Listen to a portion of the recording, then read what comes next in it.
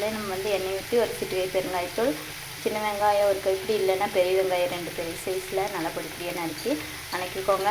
காரத்துக்கு தனி மிளகாய் தூள்னா 5 பச்சை மிளகா போட்டு நல்லா வணக்கிட்டேன். வணக்கிக்கப்புறம் தேவையான அளவு வந்து ஒரு கைப்பிடி வந்து பீன்ஸு, ஒரு கைப்பிடி காலிஃப்ளவர் போட்டு நல்லா வணக்கிட்டேன்.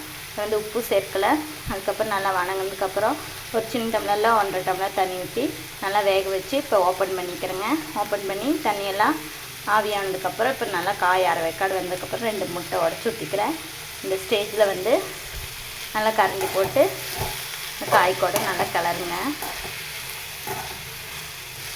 முட்டை எல்லாம் சேர்த்து நல்லா கிளறிட்டு நல்லா ட்ரை ஆனதுக்கப்புறம் நல்லா ட்ரையாக எண்ணெயிலேயே வணக்கிக்கோங்க.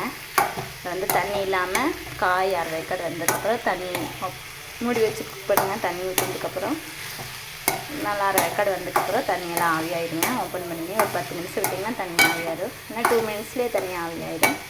ஆவியானதுக்கப்புறம் 2 முட்டை உடச்சி ஊற்றி மாதிரி காய் கூட சேர்த்து நல்லா மிக்ஸ் பண்ணிக்கோங்க.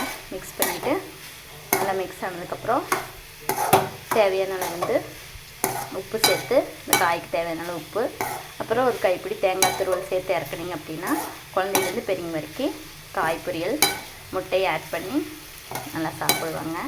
முட்டையும் வந்து ஹெல்த்து, உடம்புக்கு ரொம்ப நல்லது, நல்லா சாப்பிடுவாங்க. நீங்களும் இதே மாதிரி ட்ரை பண்ணிட்டு எப்படி இருக்குன்னு சொல்லுங்கள். அவ்வளோதாங்க. முட்டை போட்டு நல்லா வணக்கினதுக்கப்புறம் தேவையான அளவு உப்பு, தேங்காய் துருவல் சேர்த்து இறக்கிடலாம். அவ்வளோதாங்க. காலிஃப்ளவர் பீன்ஸ் முட்டை பொரியல். நீங்களும் தவறாமல் ட்ரை பண்ணிவிட்டு எப்படி இருக்குன்னு சொல்லுங்கள். குழந்தையிலேருந்து பெரியவங்க வரைக்கும் முட்டை சேர்த்துக்காதவங்களுக்கு இந்த மாதிரி காயில் போட்டு பரட்டி கொடுங்க. ரொம்ப ஹெல்த்தி. இது ஒரு டேஸ்ட்டாக இருக்கிறனால சாப்பிடுவாங்க. ஒவ்வொருத்தர் பொரியல் பிடிக்காத ஒருத்தருக்கு வந்து அப்படியே பச்சையாக வேக வச்ச முட்டையை வந்து சாப்பிடுவாங்க. அது உடம்புக்கு நல்லது தான். நீங்களும் ட்ரை பண்ணிட்டு மறக்காமல் எப்படி இருக்குன்னு சொல்லுங்கள். மறக்காமல் லைக் அண்ட் சப்ஸ்கிரைப் பண்ணுங்கள். தேங்க்யூ.